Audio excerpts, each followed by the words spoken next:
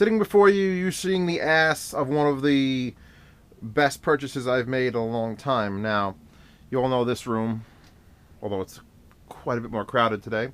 And you know this monitor over here, this thing, that's a 17-inch planer I found in the garbage. So it was time to upgrade. If I'm going to do reviews, I want to be professional, I want to have something to look at. And I've been doing a lot of the AV. I do a lot of AV recommendations, but I do a lot of A. There's A, that's all A, that's A. This is a V. This is a video product. So what is it? This is the NEC, and I'll get the model number right because I'm going to read it, EA294WMi. And it is a 21:9 super wide angle computer monitor. And that's 235:1 essentially. It's slightly off from 235:1. So when you watch a widescreen movie on your television at home, and it's got the black bars, even if you have a widescreen TV, it still has those black bars on top and bottom. Well, this doesn't. Now I'm going to go over the back first, because that's the thing everyone needs to see when they're buying something. How are the lights? How's the light? Alright, here we go. We'll start at this end. We've got a DisplayPort adapter, a large one, a standard size DisplayPort. We've got single HDMI, one HDMI, a DVI in, no analog, a RGB 15 D sub in, another DVI in, no analog, and another D sub in. Here are some sync, control sync things. I believe these are just NEC specific. I didn't really do any research into those, but I think you could link one monitor to the other so they all turn on, and etc. This is an audio in port, a 3.5mm audio in. Here is a USB host. You plug this into your computer, and then you have two USBs in the back, two USBs in the side, and a headphone out. Now it's USB 2.0, and that was sort of like one of the people was complaining, because the lower end, like AAOCs, have USB 3, and it would be nice if it was USB 3, but, you know, what do you get for $600 for a monitor? And here's the power plug back here, and here's all the specifications. For Japan only. This isn't made in Japan, though. No, fabrica in China. That's fine. That's fine, because NEC gives a shit, and they send someone there who yells at everybody. Now, there are cheaper 21:9 panels than this NEC. So why did I buy this NEC? I bought this NEC for this stand. Because all the other 21:9s, at least the ones that I researched, are stuck like this and that. That's it. And it's beautiful. That's beautiful. Look at the size of that thing. Anyway, I got a tape measure because, you know, this is 29 inches, by the way. We go that way. There's 29. So the actual width of the monitor is 27 3/4, or in Euro digits, about 73 millimeters. And we're looking at a height of 12 5/8 and 321 Euro digits. And how low can it go? Let's see. Let's get this down. That's as down as it goes. So that's as down as that goes. You're looking at to the bottom of the bezel, 3 3/8, 4 1/8 to the bottom of the screen, and 15 7/8 at the top of the screen. And then we go to this amazing stand with one finger lifted up, way up, and now top of the screen is at 20 3/8. So if you're sitting, can I get the GoPro to point correctly? That is happening. That is happening in front of you. And it's just a matter of, you know, down, up. And since the stand goes up, that means you get to turn it sideways. Looks like I had it just a second ago. And keep in mind, it's on some soft rubber here, so it's wiggling, and it will not wiggle on your desk. That's just me. Also, the base will do, I don't remember what swivel it is. I think it's 270 degrees, 360 degrees. Let's see. Let's get it to its extreme. All right, there's the extreme, and now it's going to turn clockwise. And let's see how far it goes.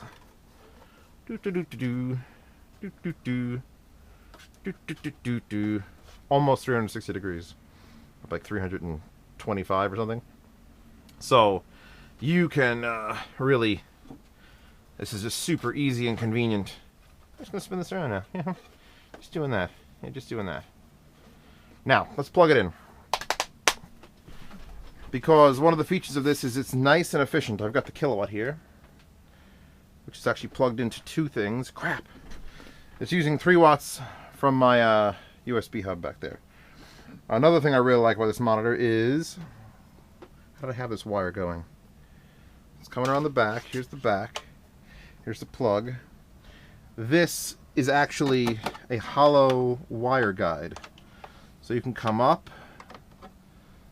Do I want to go down? I want to go down and then up and then over. So let's see. Wires are actually coming into the top. That's fine.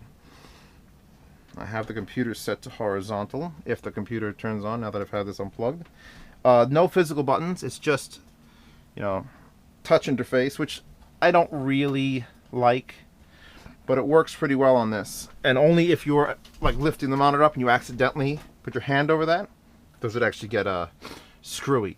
Now, before I switch to my good camera to do some actual shots of what it can do, let me go through the menu up close with this. It's all touch button, like I said. You hit menu and it shows you exactly, so in case you're in the dark, because this doesn't light up or anything, in case you're in the dark, you can see this is reset, up, down, right, left, exit, and select. So what do we want to do? Let's go through the menus. Brightness, that's fine. We got brightness. I'm going to actually probably lower it down because I know the GoPro is super sensitive to light. So I'm going to set it to 15, which is dark for humans, but good for the GoPro. Contrast, 50% is fine. Eco mode. There's 3 eco modes. Well, there's off, 1 and 2, and then there's other sensors and things. There's right here, there's 2 eyes. One is a motion sensor, and one is a light sensor. And if you wanted to get super green anal, if you wanted to get super anal about how much wattage it's using, which by the way, currently with the 3 watts sucking off that USB hub, we're using 25. So 25, 24. So looking about 20 watts with this level of brightness. When you put the brightness back up, here, let's put the brightness all the way down first. 21, 20. So about 17 watts for the unit. Let's put it all the way up. All the way up. Oh my god. Suck all the batteries dry. Now we're looking at 51. So you're looking at about 48 watts full brightness. Like I said, that's pretty good for a 29-inch panel. Let's go back down to 15 because that's where the GoPro is happiest. Eco mode is off. I have economy mode off because, well, I don't really need it. If you do 1, you get star settings and you got 40% power savings. You can just, kilowatts are great because you just monitor what everything's doing. I'm just going to shut it off because I have it set actually lower than eco mode does. And you can have it so that the motion sensor doesn't turn the screen on unless it detects you here. And it's actually interesting because it shows you a little sensor settings. Where is it? Human sensing. Here.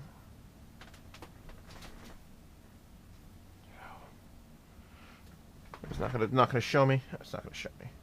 Maybe because I have to put it on. Okay, light and deep. Oh, there you go. There's a little human being. See him dancing around? It's detecting far, and this is near. We're the future. Okay, so that's what it'll do. Human sensing, far and near. And if you're further away than you set it, screen will turn off. And that'll be great if the screen turned on really fast, but it doesn't really, you know, pop on like I'd like it to. Here, off. And there's start time. Oh, what's start time? Start time is how long before after you sit here for it to turn on. I don't know why you wouldn't want the fastest. And then there's standard moding, like standard text, movie, game, photo, dynamic. I have it in standard and all adjusted. Let's go back up to the top. These are the basic controls. You've got, well, you can move this stuff left, right, up, down. Video leveling, which is normal, or expand, which you don't have to worry about if you're doing a computer.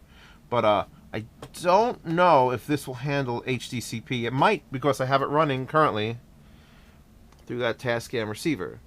So it's outputting from the laptop to the receiver to this monitor, which means I could pull out HDMI audio. Overscan is not being used because I definitely don't need to use that. Expansion, full aspect. Yeah, it's not really affecting anything at off.